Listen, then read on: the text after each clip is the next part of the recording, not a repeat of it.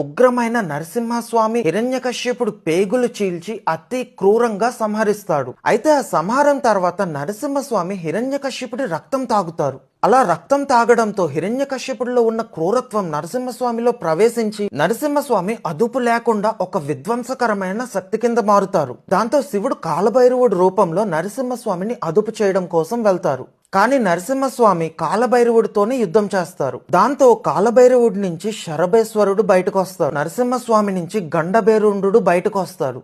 2 తలలు కలిగిన పక్షి రూపంలో ఈ శరభేశ్వరుడు పైన దాడి చేస్తారు.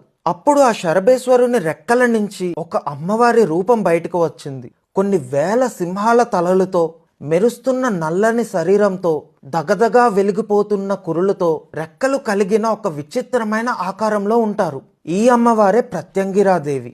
అలా అవతరించిన ప్రత్యంగిరాదేవి గండభేరుండుని అదుపు చేసి శాంతపరుస్తుంది.